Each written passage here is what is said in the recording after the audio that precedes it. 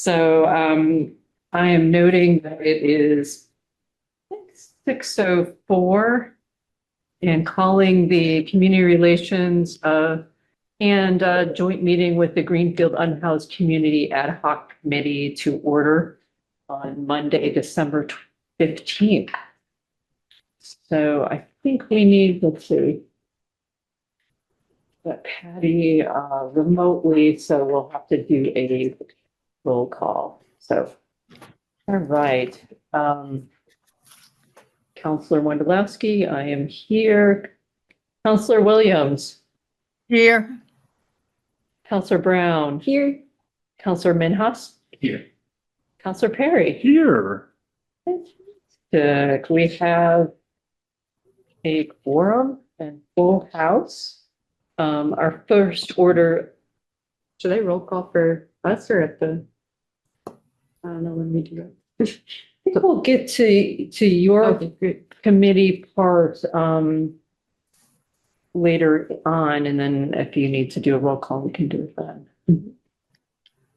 Yeah.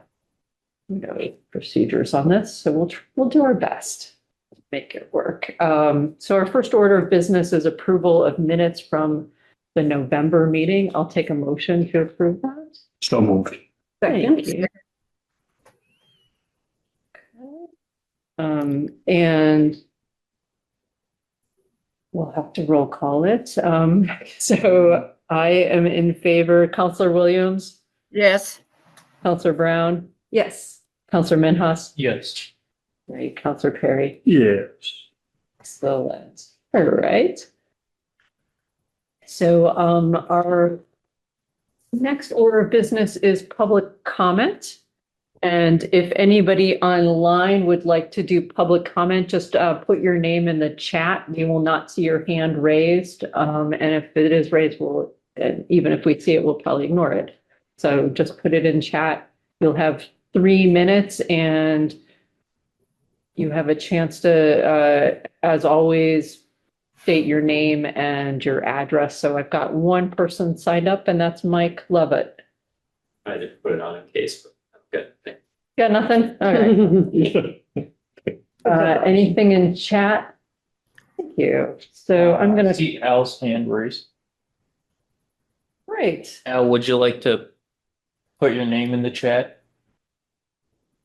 Okay, great. So we have Al Norman for public comment. So Al, you know the drill. You've got 3 minutes. Thanks for joining us. Al seems to have accidentally left. Oh, geez. Oh, he's entered the waiting Yeah, room. he's back. Okay. The miss button, I think. Al, you're muted. And your phone there. Can you hear me? Yes. Now we can. Sorry, you can't, on an iPhone, you can't get into chat. It's, I'm not sure why, but you can't do it. So let me just say thank you to the committee members from both committees. Appreciate the work that you're both doing to try to deal with folks who aren't housed. As you know, a couple of years ago, I started working on founding an elderly and disabled task force for Greenfield. Patricia and Wahab are on that committee, and we're working to try to raise money to help our fellow citizens who can't afford their taxes and therefore potentially fall into foreclosure of loss of their home and become unhoused. But more on that in another time. I just wanted to say tonight that I had a few comments about something that I saw the other day on the Unhoused Committee that I was not clear about. The idea of movable tiny homes being treated as ADUs caught my eye. And I wanted to just state that I did a little bit of background look into what this was. And mobile homes under section 200-2.1 of our zoning code are designed to be installed on a foundation. And under section 200-7.11, no mobile home shall be used for permanent residences.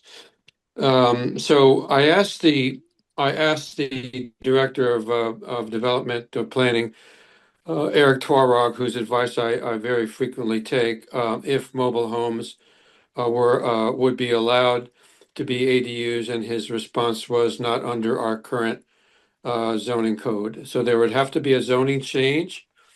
And that stimulated me to think that movable tiny homes should not be treated as accessory dwelling units because they don't have a primary dwelling that they're with, or they might not have a primary dwelling. That they will require a new zoning amendment and a deletion of section 200-712 would have to be repealed. And how will unhoused people be able to afford a movable tiny home? How will water and sewer be hooked up? How will assessors bill a unit which can be moved for a short or long period of time? And the proposal needs, I think, a lot more research and bones put on it, because what I heard the other day was just a thought, an idea of a title, really. And I think before a zoning amendment is brought to the city council for a 2/3 vote, you really need to put a lot more detail on this plan, because this town has not wanted to have these kinds of facilities, homes available. One was proposed by one of the assessors about a year or so ago and did not get a great reception. Mm. And what other towns in Massachusetts are even allowing this? So those are my questions. I'm open on the subject. I'm not real excited about it. I just don't see how it's going to make a difference at all. Thank you, Al. Greenfield, yeah, is that it? And in the beginning, I just gotta get your name and address, for the Oh, I'm record. sorry. That's okay. I'm You froze. It's it's Al Norman.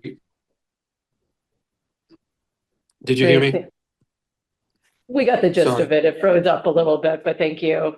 We have another public comment request in the chat by Nate Woodard. Okay. Hi, Great. everyone. Good evening. Nate Woodard, 51 Oak Courts.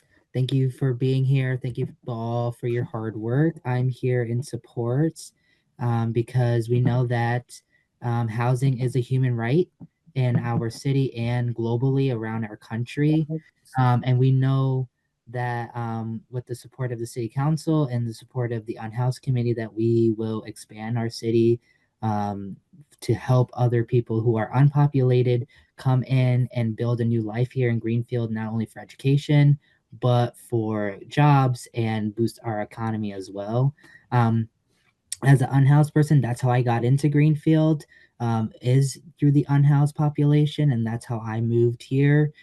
So I'm here in support of this of it, and I'm here to support the unhoused committee, the unhoused folks in our community, to support our community folks and our unhoused families, and also to support our unhoused students, because those students are important to me, and it should be important to everybody.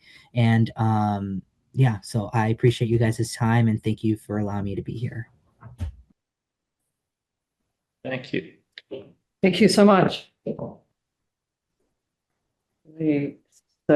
I don't think we have any other public comments. So it's 6:12 and I'm gonna close the public comment. I don't have any other motions, so we can get to our joint meeting. And before we do that, I just want to recognize Counselor Perry, who is retiring from the city council, and this will be your last community relations meeting. So we've really appreciated your input and diligence.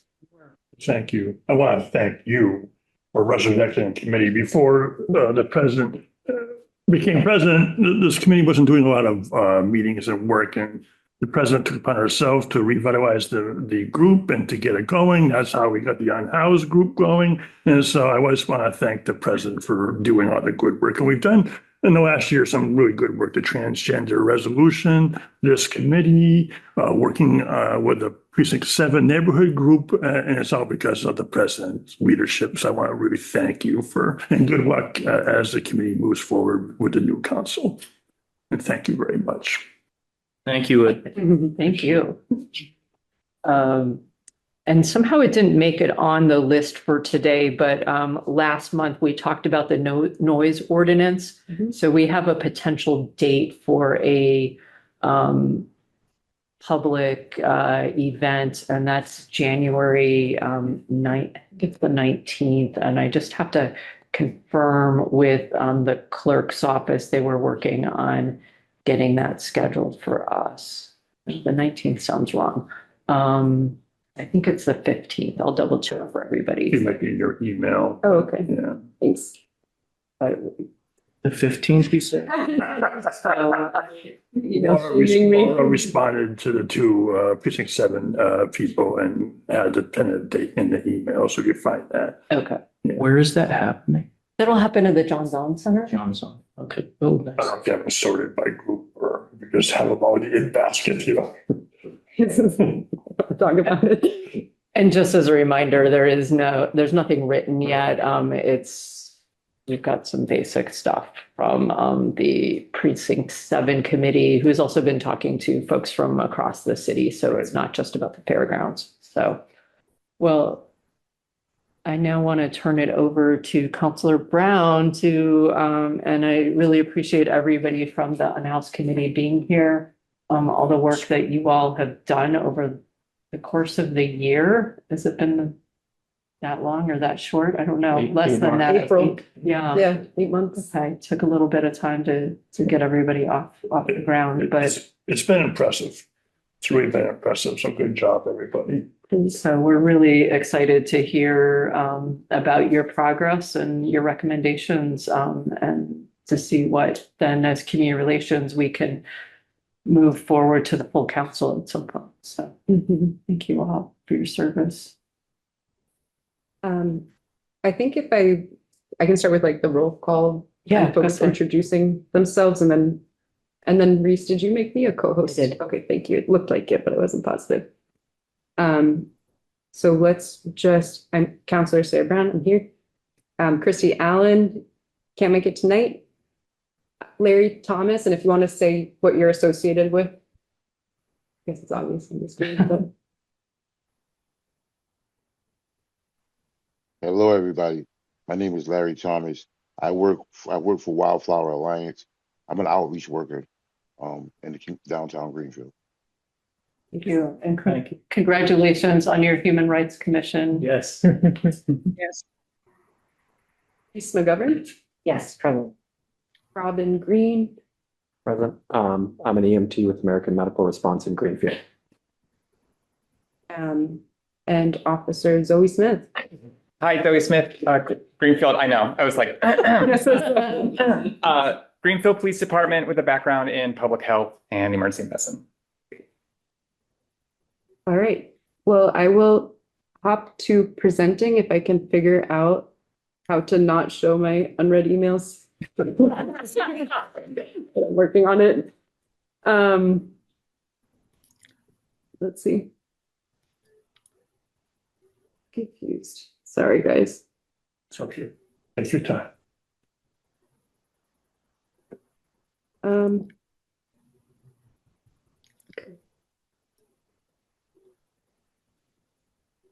Oh, there we go. It was threatening to show my emails, but it wasn't it. Okay, here we go. So we are excited to be sharing our recommendations tonight. I'm gonna close the door because it's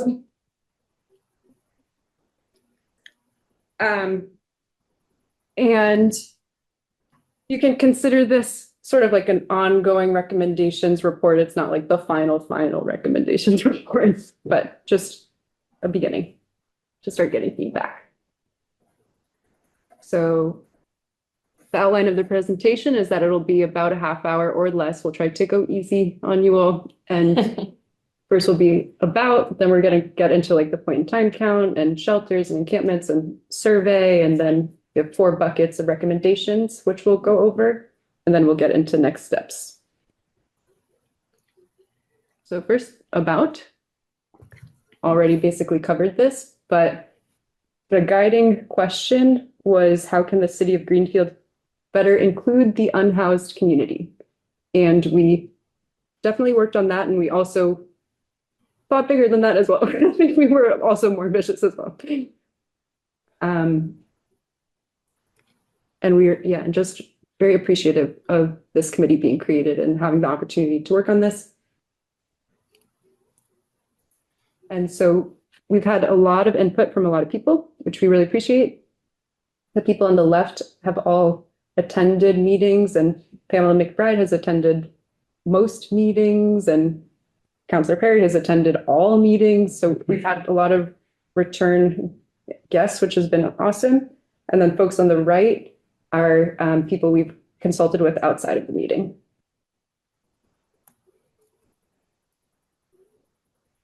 So Reese, if you want to share. Sure. So in addition to the question that we sort of set out to work on, this is a set of principles that have influenced our work and guided our work from the beginning.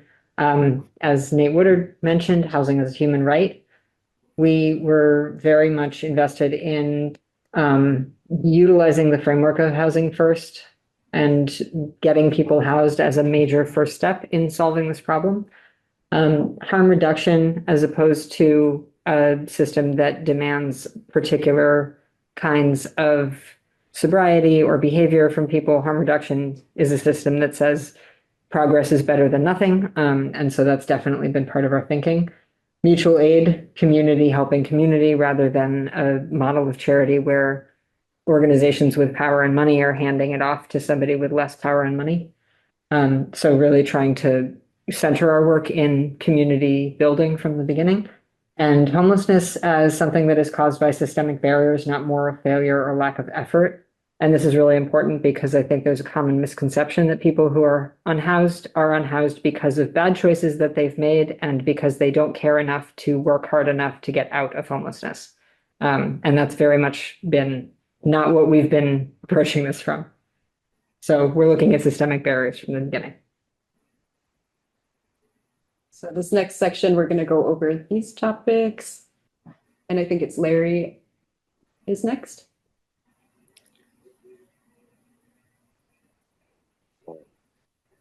Good afternoon, everybody. How's everybody doing again? So, well, good evening.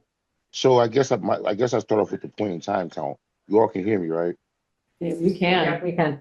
Okay. So the point in time count is a count that we do of all the unhoused folks in this community. It's very hard to get to a real accurate count because there's folks all over the place. And people that are, really underground. I only see them once in a great while. Some folks are couch surfing and they're really unhoused. Yeah, it's really a trip to get the accurate count. In the summertime, right, the count gets a little higher because it's warmer and people like to come out here to this area and camp on the river. You know what I mean? Like that's a big thing around this area. Let me see the majority. All right, so the next slide is about like the unsheltered people in Greenfield. That's the actual count. But again, that count does not give you a real accurate a real accurate amount of people that are really unhoused. That's the amount of people, me and I think one other person went around and got, I think the people from the shelter as well, CSO did the count as well, but it's really hard to get that count. The next slide is about the shelters and stuff that we have in this area. So we got the CSO shelter. That's the one that used to be on Wells Street, but now it's currently on Chapman Street down in Arch Place. They have a daytime shelter, and in that daytime shelter, they have lunch. They have there's a nurse there. They also have free laundry, so folks can go down there during the day. They can sign up and do their laundry. The Family Inn is, that's over there on Federal Street, but that's like mostly for people with families. That's definitely for all families. You got to be, a family setting with kids and stuff like that. The Warming Center is something we really work really hard for in this area. We really talked. We did a lot of advocating to get this going, and we finally got it going. Last year was the first year, and so that happens on at the Salvation Army, and I think that the temperature we got this year is 17 degrees. So if it's 17 degrees or less, that they activate that warming shelter. And they send a bunch of emails out, and I actually really get out there and talk to folks and try to get folks to go inside. Because it's when it's those temperatures, it's been open since this week. It's been open since I think Friday night, Thursday night, and it's open tonight because it's going to be really cold tonight as well. But again, it's only a warming center, so folks they can't really bring stuff there. They can't leave stuff there. I don't, you just go in and you sit there or stay, find a spot to chill and you get out the cold. That's pretty much what that place is all about. It's not a shelter.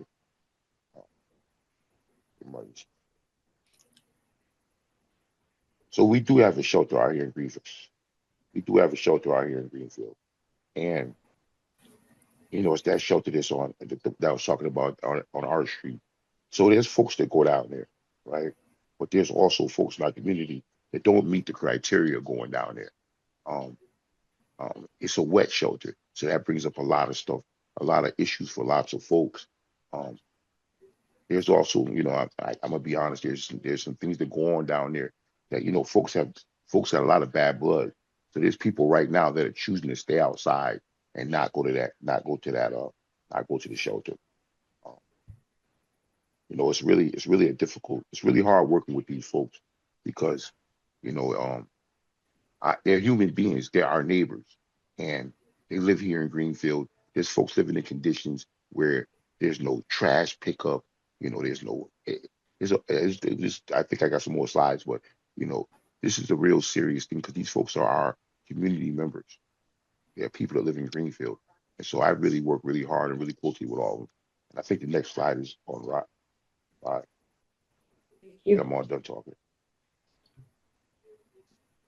So I'll pick it up from here. As Larry said, and as the slide of the yes, no, yellow and blue slide showed, people know about the resources in Greenfield, but not everyone chooses to access them, and there are a variety of reasons for that. We wanted to make sure that we were actually listening to what people feel and think about the current state of resource availability and access in Greenfield. So we did a community survey. The image on the right is a flyer that was posted around town in a variety of spots. It has a link on it, but it also has a QR code, so anyone with a smartphone can scan into it. And the answers are all anonymous, but we did give folks the option to share their contact information with us if they would like to be part of any follow-up work that we're doing. The form was also available just online, but also on paper. So in the library, there were paper forms that people could fill out at their leisure and then turn into the circulation desk. And so I would say about 2/3 of the answers that we got were through paper forms, and then about 1/3 of them were only through the website. So some demographic results from the folks that filled out the survey. We have 18 completed surveys and 66 unfinished online. That number is a little bit misleading, but because anyone who clicks into the survey will show up as an unfinished response. But I would anticipate that a good number of those are folks who started filling out the survey, who are actually part of our target demographic, who then just didn't finish it. The ages ranged from 22 to 77. We had 9 people, and not everyone answered every question. There were only a few required questions, so not all of the numbers add up perfectly. There were 9 people staying in a tent or car, 6 staying in a shelter or with friends and family, and 3 who filled out our survey had no consistent shelter at all. The time that folks were unhoused who filled out our survey, most of them, or half of them, were unhoused for a year or less. 3 of them were unhoused from 1 to 3 years, and 5 of them for 3 or more years. 3 of them for 5 or more years also. When we asked about preferred housing, all of them named indoor housing as a desire. So no one said, I would like to remain living outside. But many of them emphasized a need for safety and stability in whatever housing they ended up in. In terms of the resources that people are accessing and the needs that they still feel they have, 3 of the things that people mentioned the most were SNAP benefits, Stone Soup, and Wildflower Alliance. So those are 3 services that people are accessing regularly that are very helpful. Services that folks want but cannot access, housing and transportation were the two top answers. So 8 people said housing, 5 people said transportation. And what prevents you from accessing services now? There was a mix of answers for this, but most people said stability, transportation, knowledge of available services, and availability, mostly meaning wait lists. Many people mentioned that they had a service that they knew they would be helped by, but there was not availability. One person mentioned a criminal record preventing them from being able to access services. And several other people mentioned a mix of things, including not being able to charge a phone, so they can't reliably have access to a phone number, not being able to receive mail, and not having data available on their phone. So often folks are using prepaid phone cards. And throughout all of this, folks are, again, emphasizing a need for safety and stability, whether that's monetary, housing, transportation. The experience of instability was a through line through all of our answers. And one of the questions that we asked was, how well do you think Greenfield serves its unhoused residents? The scale was 1, which means terrible, to 7, which means excellent. No one answered above a 6, and only one person answered above a 4. So the overall sort of gist was that people are aware that Greenfield is working hard in some ways to support residents, but do not feel like the city is doing enough. Back to you, Larry. Okay, so I think I'm at the right slide. I hope I'm at the right slide. We're at the Greenfield encampment slide, Larry. Okay.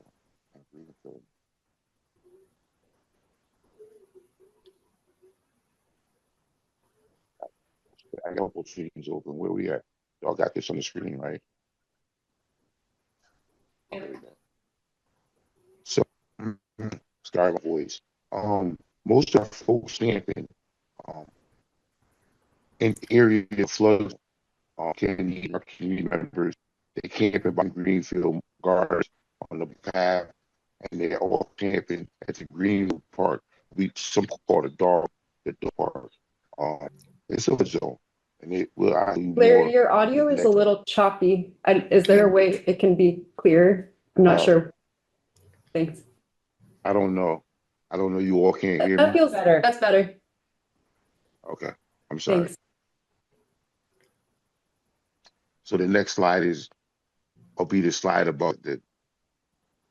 Does it move slides to you? Do you move the slides, Sarah? Mm-hmm. Yep. So okay, so this is the area that I was talking. This is the area of Green River Park. Those are two pictures of people's spots that got all like flooded out. That's something that happens all the time. I've been doing this work for probably 5 years, and then, if they let the dams go, in Vermont or wherever they let them go at, or anything like that, we get a whole bunch of rain. That's what happens to our folks' houses. They have to a lot of times they start over again. You can next slide, Sarah. Thanks. So, it was important to us as this committee.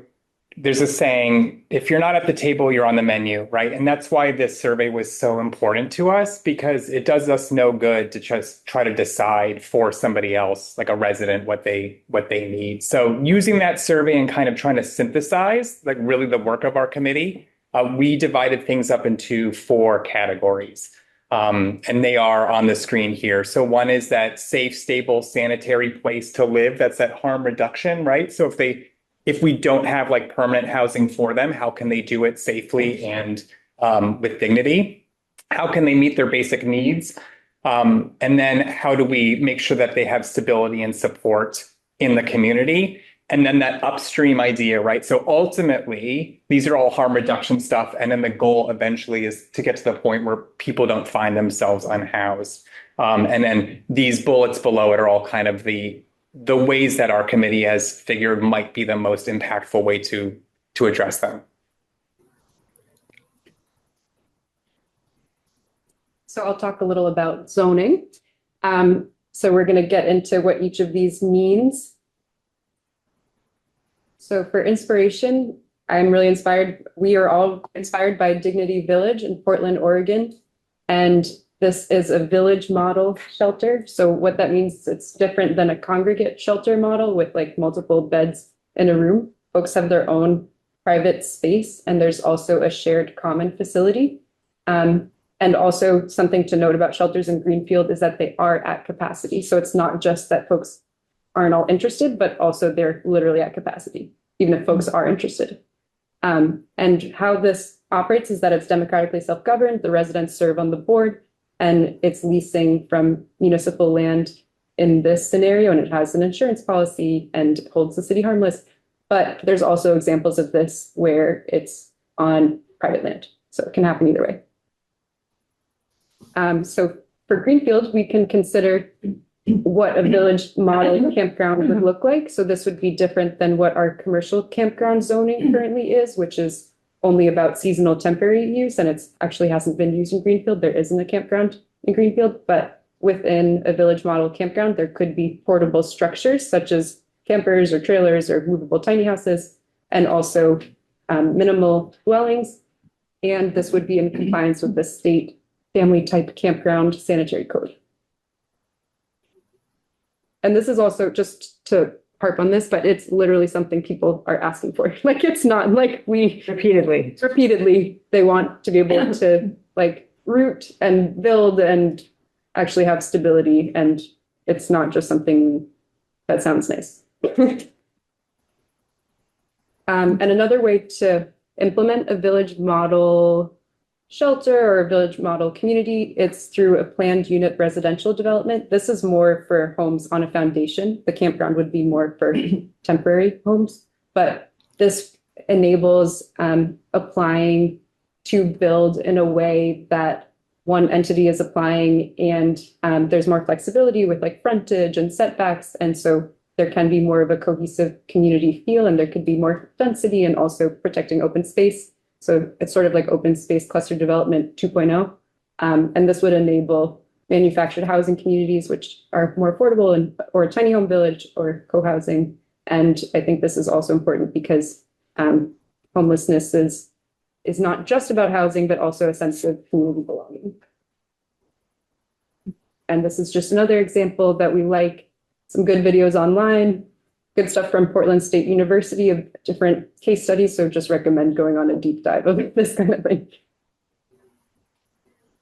Do you know how big that area is? This one is huge. I can't really remember. It's really big. Yeah, it was massive. One of the differences, though, is about the density. And that makes a big difference when you're talking about residential development because of the distance that people feel they need around their house. And so designing specifically for higher density, but with an intentional sense of both privacy and community allows for that to be a much more effective way of creating a lot of housing. Yeah. Okay, so shifting maybe a little farther away from the village model zoning and the campground zoning and a little more into individual housing. We're going to talk about movable tiny homes, and we're also going to talk about manufactured homes in a second. Our public commenter, Al Norman, brought up earlier that this was introduced earlier in the year by one of our Board of Assessors members. I just want to say for the record, that was my dad. And who's that? Chuck Green. Oh, yes, I'm Robin Green. So yeah, we're continuing to forward that idea. There are explicitly ordinances right now. The language that the ordinances use in Greenfield is that mobile homes are not permitted for use as permanent residents. And we are explicitly recommending that we strike through that ordinance because a lack of housing stock in Greenfield is a huge problem. And there's land that could be used not just for movable tiny homes, but also for manufactured homes. This is an opportunity for unsubsidized affordable housing because tiny homes are explicitly more affordable than conventionally sized homes by orders of magnitude.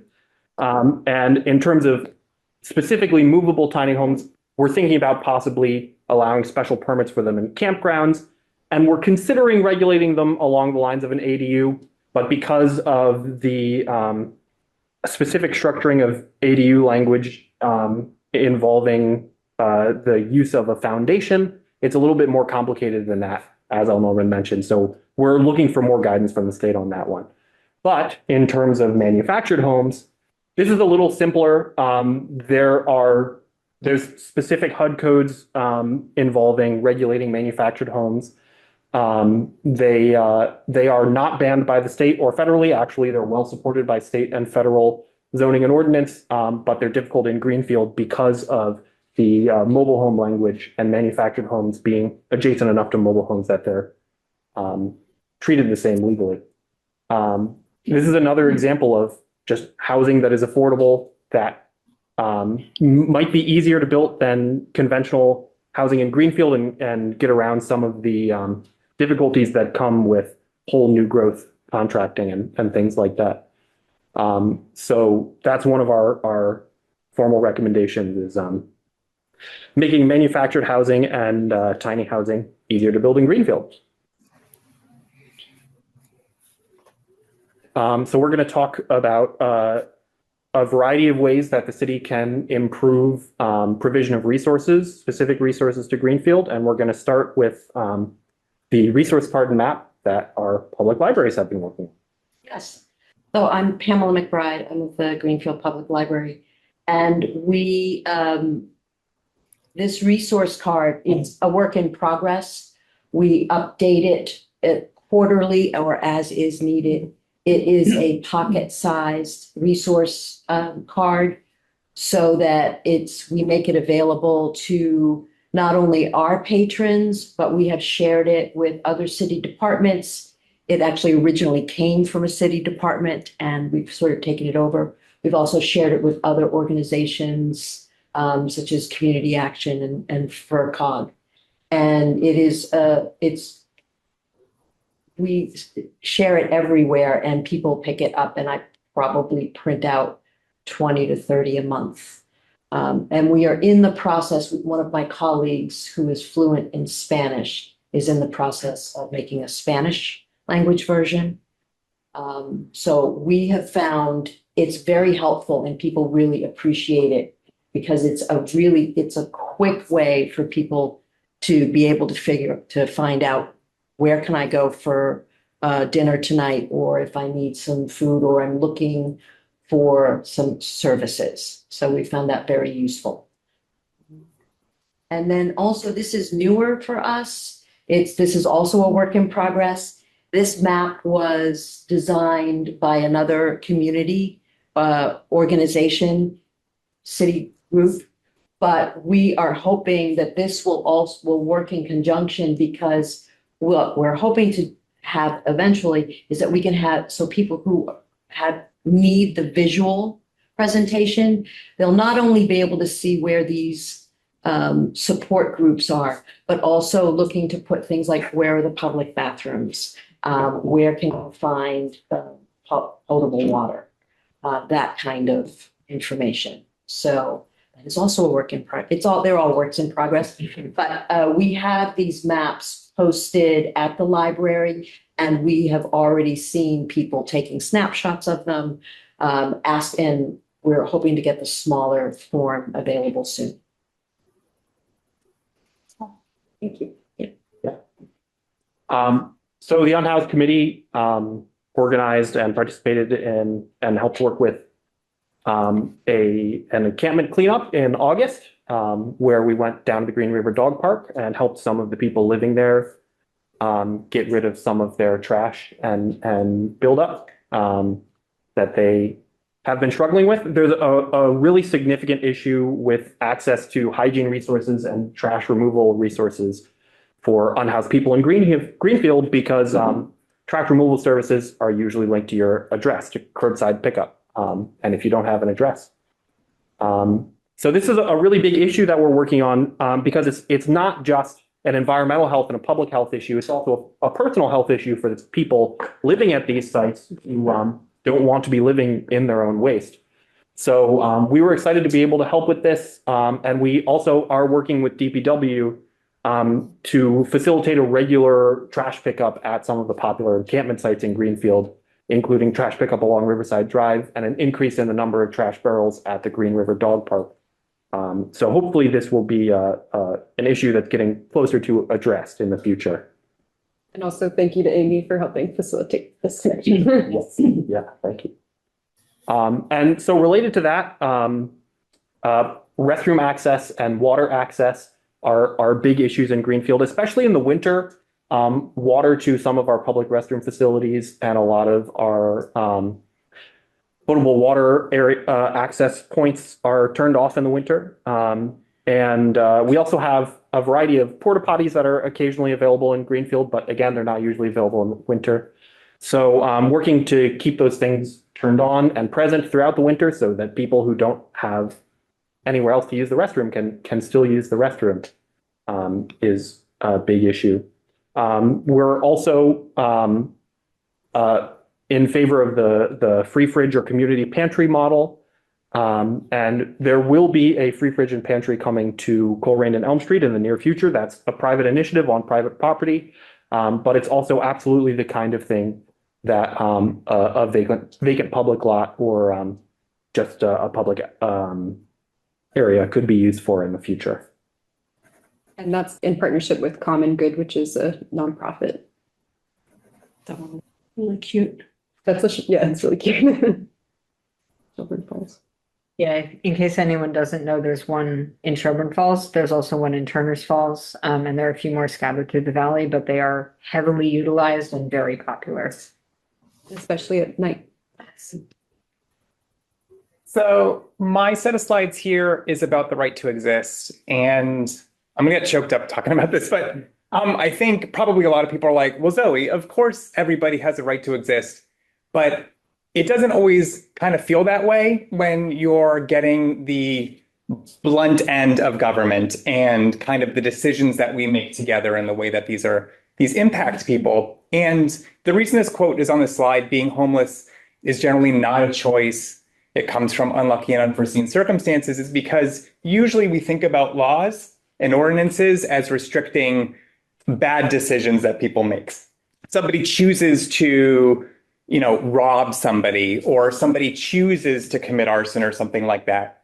People who find themselves without stable housing are not making that choice, right? So we have some ordinances and some laws on the books that imply that they are making a choice, and then further makes their existence basically illegal. So these are kind of the specific ways that ordinances and laws, not just in Greenfield, we looked at the Greenfield ordinances and laws, but throughout the country, affect a person's right to exist. So in Greenfield, on public land, like in public parks, we have a no trespassing ordinance. So between the hours of 10 p.m. and 6 a.m. And overnight parking is also prohibited, right? And what this isn't doing is not addressing behavior, right? This is addressing somebody's existence on that land, right? So usually a good law or good ordinance will address behavior specific that somebody might be choosing to do that might be harmful, and kind of not the existence. So, if somebody doesn't have housing of their own, right, they are forced into a position where their existence is criminal or illegal or something like that, just because they're marginalized. So instead of just a blanket, your existence, the way that you have to live right now being illegal, we consider addressing the behaviors that might not be good for that area or that section of the city. So that's where a noise ordinance comes in, right? So is the issue that somebody is in a park after 10 p.m. or is the issue that they are in the park playing loud music and it is past a reasonable time or something like that? So asking ourselves questions about that and kind of also addressing the intended use of these public spaces, right? It's totally reasonable to have laws and ordinances that restrict maybe being present in a certain location, but making sure that it is specific to that location for a reason other than just kind of this. And then when it does affect somebody who has decided that they, in order to find safe housing, that they are trespassing on either city land or, in this case, it would be city land, and it's not an appropriate place for them to have housing for themselves. What is our policy for basically evicting them from that space, right? Do they have a timeline? If all of their worldly possessions are there and they can't carry it on their back in that moment, is it reasonable to tell them that they have to leave immediately? Or is there a timeline? And then what support are we providing them as well? Acknowledging that they are there not because of a choice they have made, right? They are there because of a circumstance. And so how can we help them in that process and making sure that they are safe and respected?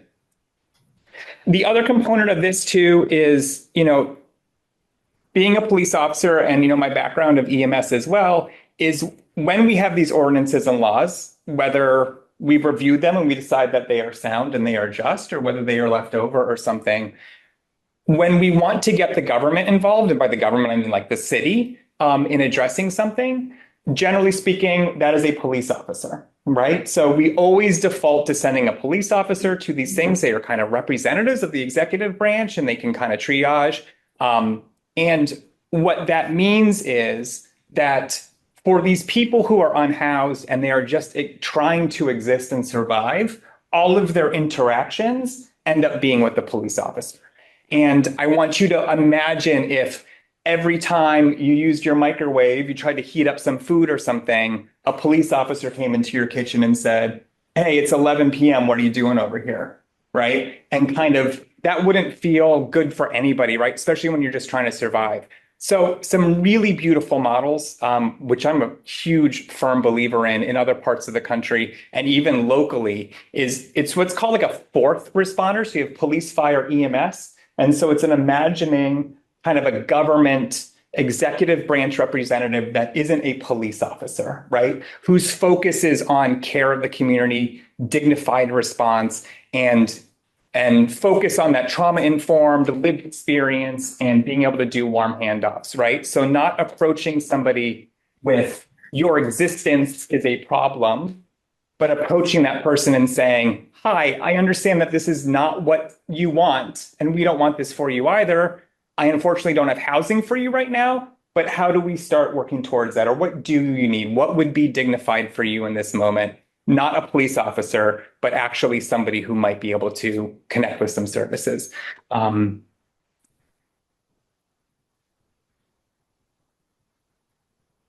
Anything I'm missing on that one?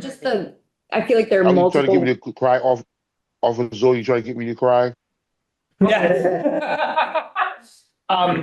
Yeah, I think, yes, Sarah, there are so many different versions of this, right? And if you've seen one type of community responder team, you've seen one kind of community responder team, right? This is really community-based. This would be an individual community looks at what is most powerful for them, what would be most impactful, and really catering that to the community specifically. We have the power, right? We decide the laws and the ordinances, and we have the power to build a government that takes care of us, right? And so really exercising that leverage. And I think that probably dovetails nicely into the next slides here. So this is Northampton's community responder, and this is a one-year snapshot just to break down in percentages. How did they provide support to the community members in their second year of operation? So this is everything they did kind of grouped in, like what services they are providing the community. Go to the next slide. These highlighted things, 75% of what's on this pie chart of what they're doing in Northampton, 3/4 is what our community members have already stated in that survey they need and they are looking for and that they can't get access to, right? So like just in Northampton, right, they've implemented a program like this and this is what they found. And our community is saying the same thing, right? But we don't have really a means to deliver that in a like meaningful way. Thank you. Yeah. Ooh, okay. Amazing. Thank you. Thank you. Thank you. You are amazing, officer. Officer Zoe, you are amazing. Coming from And I Larry tell of you all something. people. I gotta share this. I gotta share this off the record. I probably shouldn't do it, This is the hardest work I've ever done in my life. I passed. Thanks, Larry. Sorry, I think this is more boring stuff. Like, honestly, it's necessary, but the housing crisis is big. A lot of solutions are required. Nothing's going to be a panacea. I hope I'm saying that right. But supply, stability, subsidy, this is a framework that we can look at. So how can we keep people in their homes and prevent homelessness in the first place? So these are some action steps that we can be doing. The rental registry is in progress that can ensure quality housing and oversight over rental housing. And then there's a statewide ballot initiative for rent control. Folks are welcome to get involved in that campaign. And then there's also a housing stability and notification ordinance. So this is an example of what Somerville has. And so they get their rights, like, oh, how much can a landlord charge when you move in? And then the resources, the organizations and resources that they can reach out to. So that's required at the start of tenancy and at the end. So subsidy housing is too expensive. People are spending more than 30% of their income on housing. So what are some ways to start meeting that gap?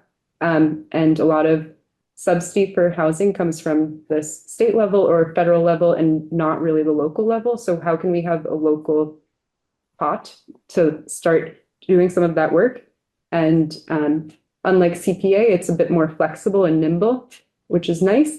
And also it can be a catch-all for other funding streams like the short-term rental tax, which we currently have some short-term rentals like Airbnbs, and they're not really registered with the city and they're not paying taxes. So we can enforce that, and we can also pass an additional community impact fee, and we can use that for housing subsidy. So ultimately, one of the biggest issues in Greenfield is a lack of housing supply. I think if there's any one soundbite to take away from this whole presentation, it's that I think this is really damning. A healthy vacancy rate for any given city is around 5%. That's healthy in the sense that it enables landlords to collect rent and pay their mortgage, and it enables tenants to have options and to not be price gouged. And in Greenfield, we have a vacancy rate of 0.1%, which is essentially there's no flexibility whatsoever in the housing market. So that's why prices are skyrocketing, and it's one of the contributing reasons why we have such a large unhoused population in Greenfield. So we have a variety of zoning recommendations specifically designed just to increase the supply of housing in Greenfield. The Greenfield Housing Study from last year, if you haven't read that yet, I strongly recommend it. It's an amazing study and a really phenomenal resource of recommendations and of data specifically pertaining to Greenfield's housing availability and how to improve it. And FERCog also has a great list of housing planning recommendations. We are also recommending exploring the possibility of use of certain public land for housing because we have a wide variety of vacant and unutilized or underutilized lots in Greenfield that are publicly owned that could be used for more housing. Also, everybody, we have like 5 left, so you're doing we're getting there. Thank you. So our ultimate aim is to functionally end unsheltered homelessness in Greenfield, or create a state of functionally zero homelessness, which basically means so few people are unhoused in Greenfield for such short periods of time that they're not a statistically significant population. That's like the ultimate goal. And one tool that we think would be helpful to use for that is the variety of resources made available by this national organization, Built for Zero, which has a lot of cool recommendations and tools and data points. But the big thing is they can facilitate for given cities and communities these real-time, like individually targeted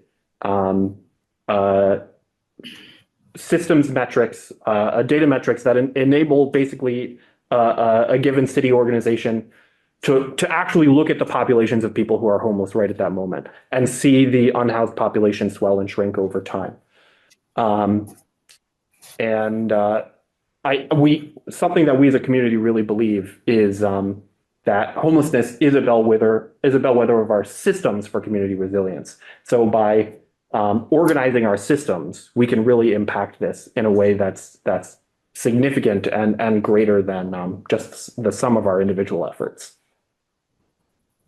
Okay, this is our last category. Thank you for your patience, everyone. Also, I want to jump in and say that the quotes that are on the slides are taken directly from our community survey. So these are our residents speaking to our city. Yeah, thank you, Reed. So we wanted to include a slide for some things that individual community members who might not necessarily be acting as part of a greater organization or as part of the city can do to get involved and to help improve the situation. One big one we want to emphasize is volunteering. There are a lot of places to get involved in Greenfield to help work with our unhoused population, our unhoused neighbors. A really big one right now is the warming center. There is a desperate need for overnight volunteer staff at the warming center in Greenfield. So if you have the ability, and that is that is a paid volunteer position. So if you have the availability, I strongly recommend getting involved there.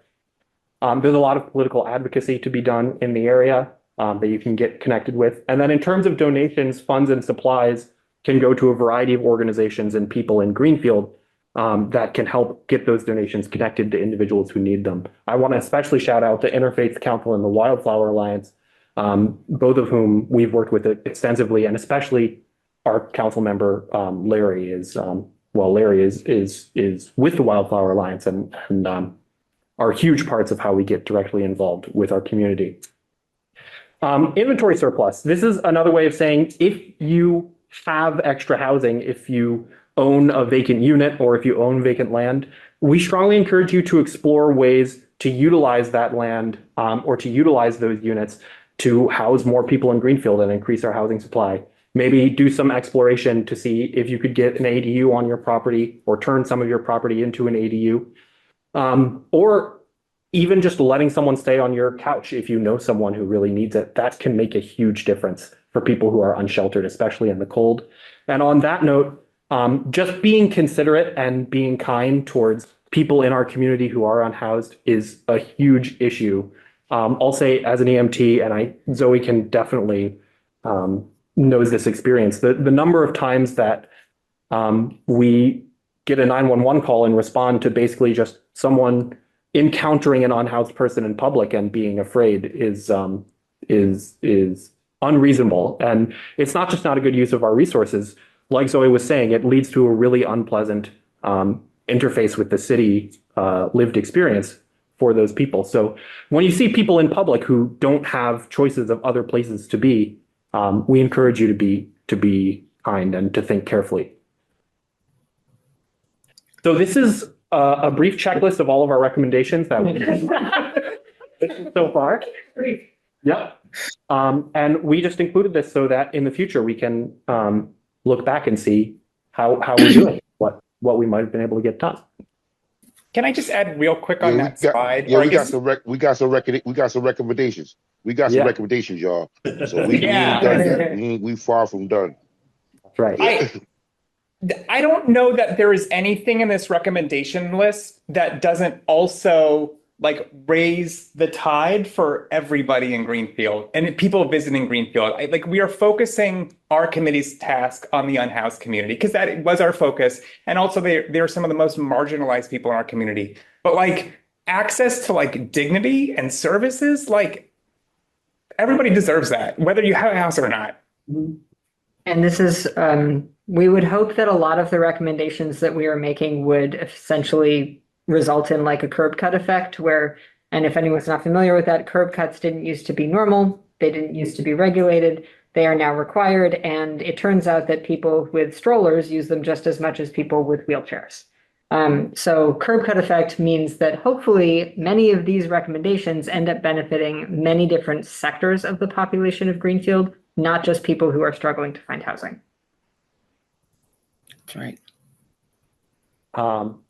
So we are doing step one of what we formalized as our recommendations process, presenting our recommendations to you all. Going forward, we're working on finalizing these recommendations by working with a variety of city organizations. And eventually we hope to bring them forward as formalized legislation proposals to city council, and we'll see how much we can get done. Step 2 is going to be very, very important. Step two is gonna be the buy-in. On that three-legged stool, the fourth leg is buy-in and convincing, because it's gonna be a cultural shift. All the stuff that Zoe was talking about is just changing people's mindset from the old ways to progressively looking forward to how we can change. And that's gonna be a big lift, but it can be done. Yeah, thank you. Yes. And on that note, we are absolutely looking for public input on these recommendations and working with you all in addition to working with our city. So yeah, you can contact us and you can find the slides and just thank you all for your time. We really appreciated having your attention. Yes. Yes, thank you. Yes. So I just want to thank you all. This is a lot to chew on. So I just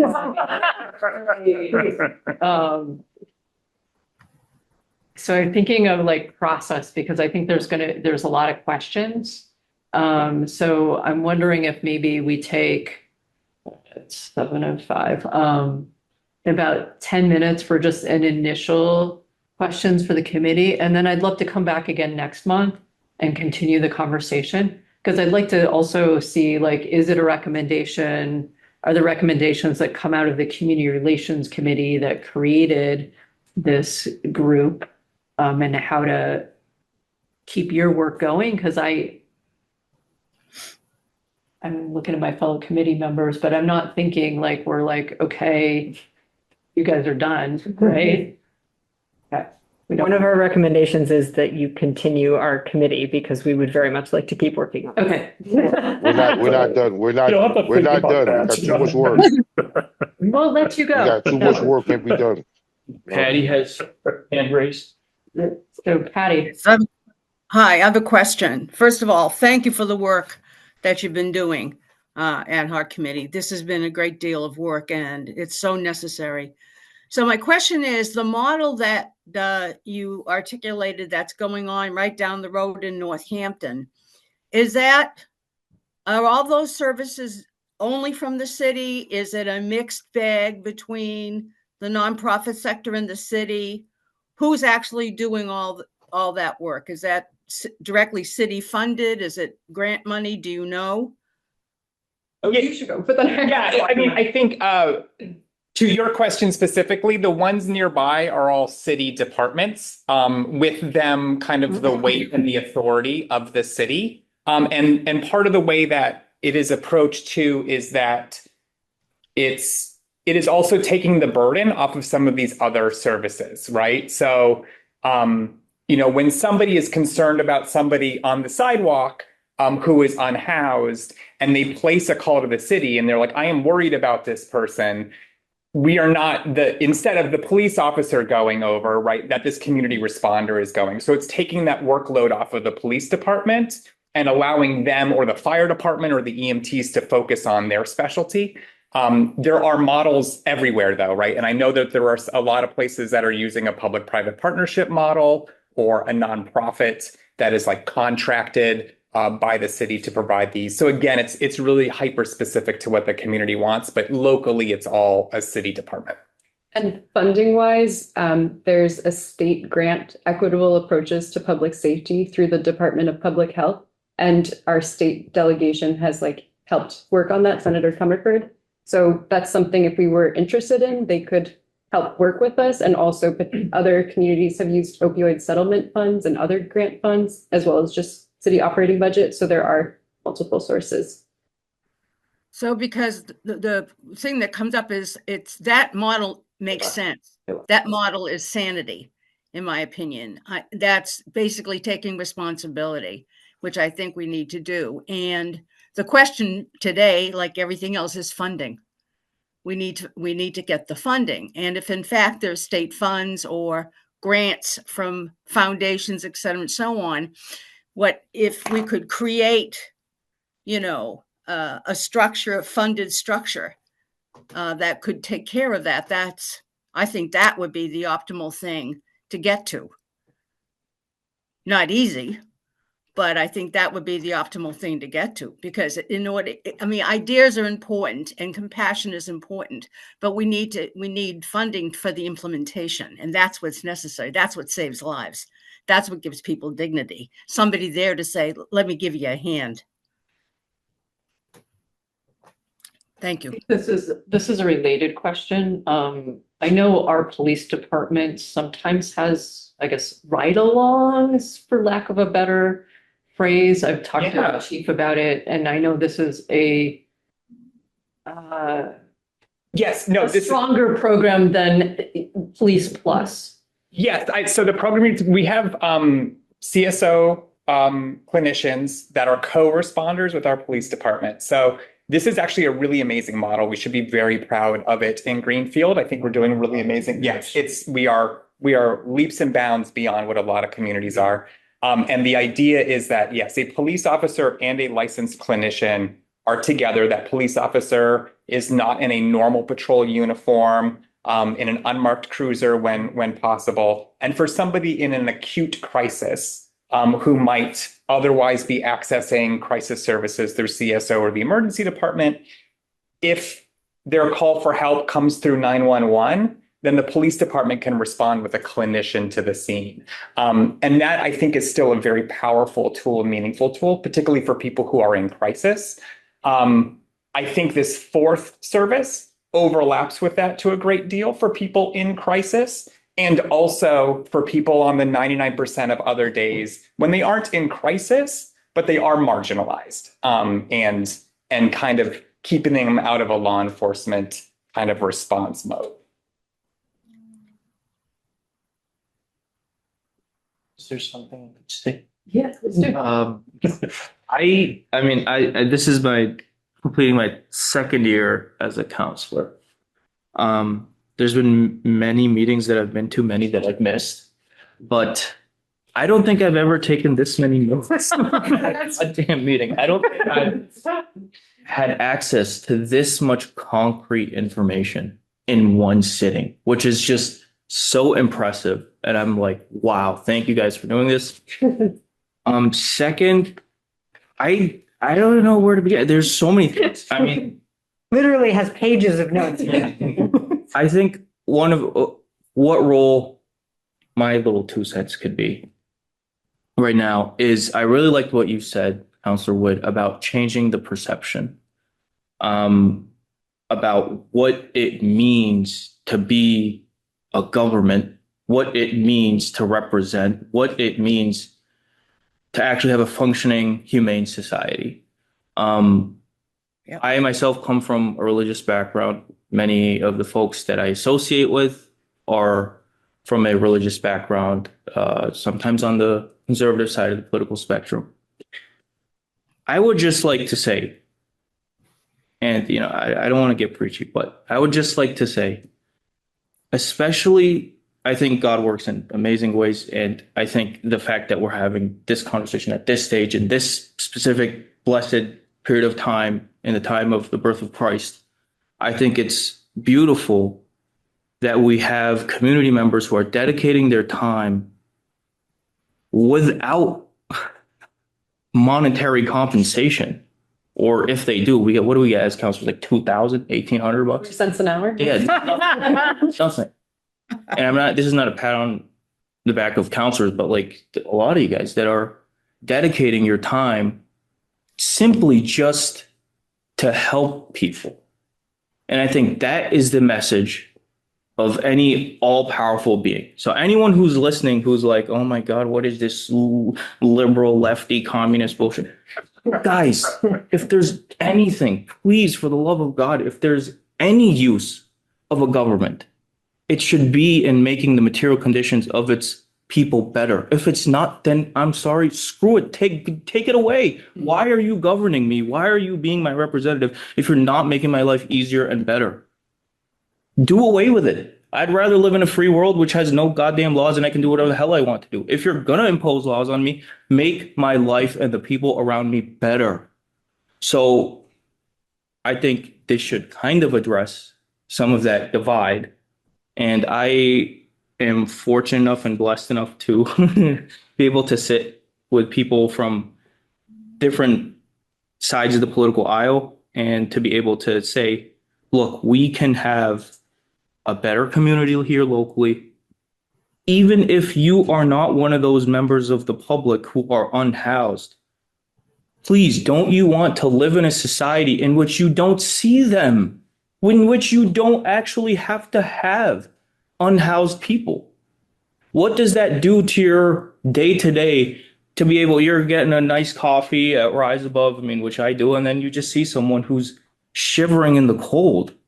What does that do to your conscience? What does that do to your soul? Or you're just like, fuck it, that's not me. What does that do? That's not okay.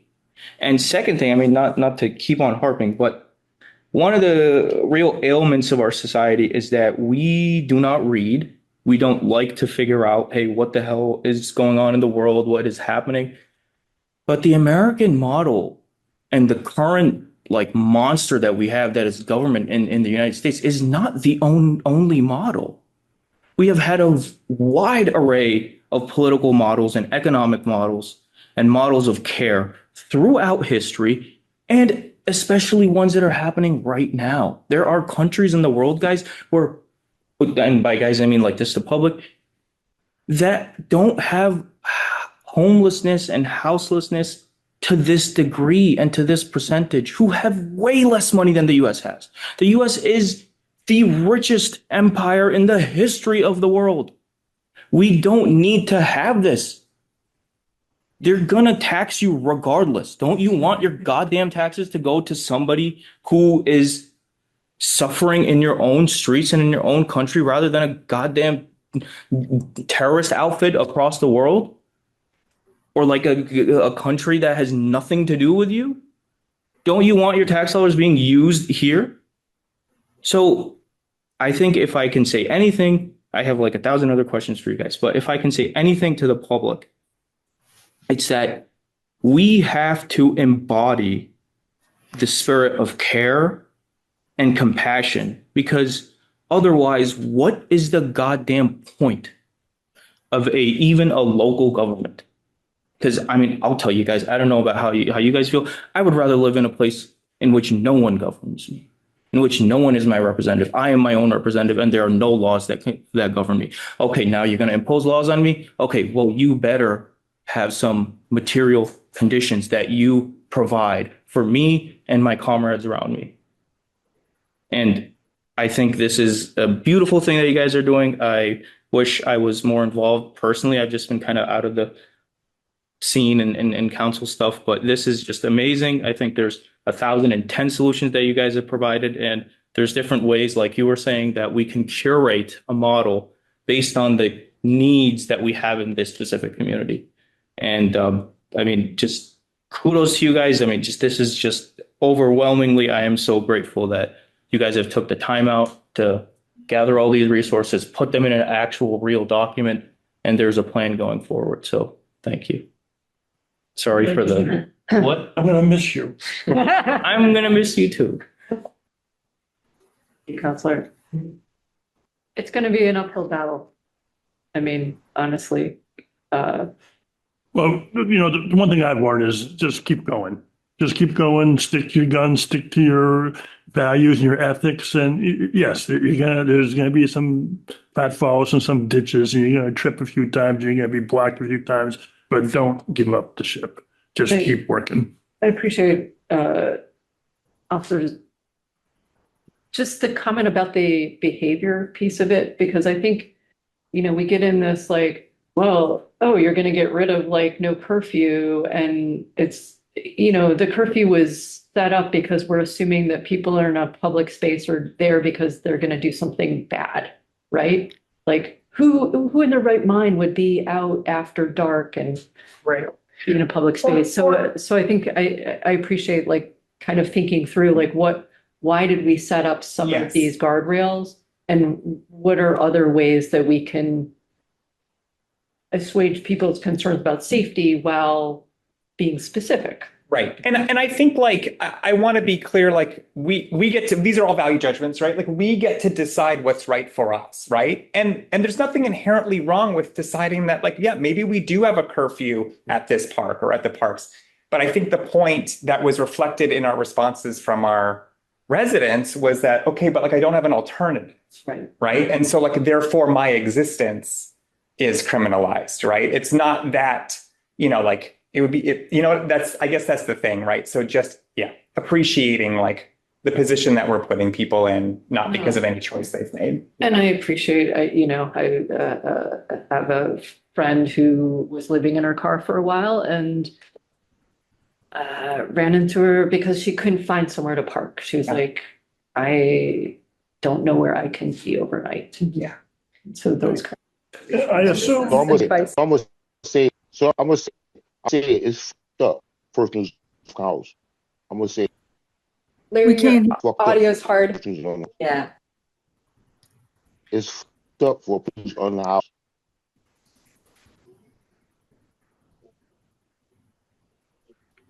You want to try, I'm still breaking up. if I could just add that that advice was from the National Homelessness Law Center also, and so it's good. It's legit. It's not Yeah, like right, yes. Make it up. And I know you guys didn't make up. Yes, no, it is all backed up by like data and facts and research and, right. And something else to just name, because we pointed out that like we've talked with a lot of different organizations and agencies in town, and we've invited a lot of people into our meetings. The work that we are doing, like we did not originate this. I would say none of this is us just like pulling this out of a hat and magically making it happen. We are working on the foundation that has been laid by many different organizations and individuals and agencies and people working within and against systems. And the only reason that we're able to pull all of this information together is because there has been a ton of work done over the last many years by other people who have set us up to be able to now coalesce this. And I think what's really heartening to me, like I hear you saying like this is an uphill battle, and we've seen that already. But what's heartening to me is that this is no longer a project of a bunch of independent individuals and non-city affiliated organizations. Now the city has decided that this is worth talking about. And so the fact that the city has decided this is worth talking about, and we have so much work that's been done by non-municipal organizations, we now have the opportunity to actually make things happen in a way that it has not been a sustainable uphill battle up until now, because the city has not decided to invest the time and resources. So I'm feeling really hopeful that because we now have this public-private partnership model of just thinking about what we need to do, that there's an opportunity to really change things. Councilor Williams. Yeah, I just wanted to note, so early on, Al Norman talked about the elderly and disabled tax fund, and I just wanted to let people know. So this is something that's been in the works. Wahab is on this committee with me as well. And that what the essence of the work is to keep people in their homes, to keep elderly and disabled folks who owe money on their taxes. Is going to be a process by which funds will be raised, mostly privately, some through the public, but to actually to pay off people's, not pay off, but contribute to people's tax burdens so they don't become foreclosed on. That this has been going on for a while. That work is almost completed. We're almost ready at the fundraising stage. Another thing that's coming out of this information is because of the struggle that happened about a year or so ago around equity, people making sure that if in fact their property was foreclosed, that they would now get full equity as opposed to the city basically taking it. That a lot of language has been developed at the state level around equity And what we have found out is that there is such a thing as called unclaimed equity. In other words, that if a property is foreclosed upon and sold, that there is money that is unclaimed after like 19 months. So we're actually crafting an ordinance that will be floating very soon that is going to basically state that if that happens in Greenfield, that equity gets targeted into this tax fund, that it doesn't go into the general fund if it's unclaimed. So that's something that just in terms of information people need to know about who are doing housing work, that level of that work is also going on. Yeah, I was able to, this was something that I came across in my campaign a couple of years ago when I was running and working with local housing activists and just community members. I was like, what is one of the ways in which somebody who owns a home, but in our current economic crisis is having a really hard time paying off their taxes? What is it that they can do? And one of the initiatives was brought to me by community members was this tax fund. And I didn't really know about it at the time. We looked into it and was like, oh shit, this is actually real. Stuff like this happens. It's happening across the state of Mass. Right. And it's kind of like, I used to, my degree was in public health. And one of the things we studied was instead of curing someone after they have gotten a disease or a ailment, you put into place measures in which they don't get sick in the first place. And I, thinking in that same way, was like, okay, what are things that we can put into place so that a portion of the population, which is a surprisingly significant portion of the population, who, because of their taxes, because of how expensive it is to live now, the city takes over their home, they lose their home, their funds are gone, they're on the street. And this is someone who already owns a home. What would happen to someone who doesn't even own a home? So we've created this fund, and I'm very thankful to Patty, who's dedicated a lot of her time and effort into working out the logistics of this and drafting that ordinance. And what we're trying to do is a portion of the population that we know statistically will become unhoused if they are not helped. We are putting a fund in place that can help them so that they don't get to that stage. And we're now in the fundraising stage, and God willing, we'll raise a bunch of money and help people. And I think that's the whole role of the government is to do that. So that's another one of the resources that kind of links with housing. And that's a nice upstream sort of Mhm. thing. I want to be mindful of time. I just had one comment or question because when I looked at the count for 2025, it looked like it was down, but maybe Days in, that was because the Days End closed. got it. So Okay. Okay. Just wanted to. Yeah. for Franklin County. It primarily is a problem of finding people when you look at that number. Because when the Days In was there, when you do a point in time count, you can go and find people, right? Because they're in one place. But when the Days In closed and people decided to move into other areas of the valley or became a little bit less available. Days In was the immigrant shelter primarily. Is that right? Or am I just?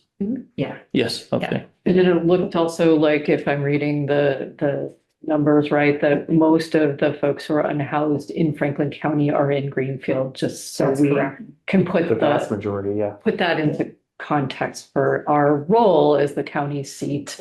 Yeah, roughly 80% or more for each count.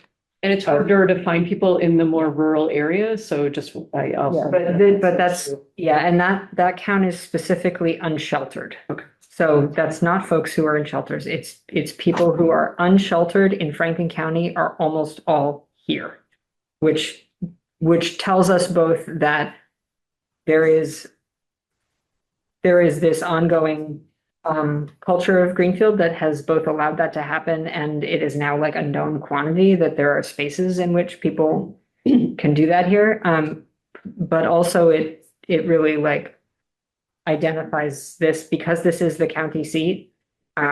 It becomes our responsibility if it wasn't already, right, to address this problem.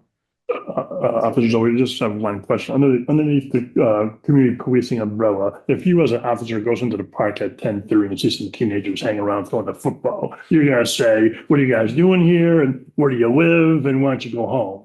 Which could be a different response from seeing someone on a bike sitting there, waiting and you would say, what are you doing here? And the person's gonna say, well, I know where to go, which is a different response, which is a different avenue for an ordinance to take. Yes. It's one thing for teenagers violating curfew because they're out goofing off. And another thing, the person's sitting there because they have nowhere to go. Yeah, one of the reasons we have police officers and not robots is because we hope they can like read a room and kind of, use context clues to decide whether something not. But then also it's up to that officer. And I think we're very fortunate in Greenfield. I wouldn't be wearing the uniform if I wasn't proud of the people that I work with, to being able to use that context and things like that. But I think also like going back to dignity, I don't want to make it about myself, but like there are places like it's not legal for me to use the bathroom in this country. And even if it's like, oh, well, but the local cops won't enforce it.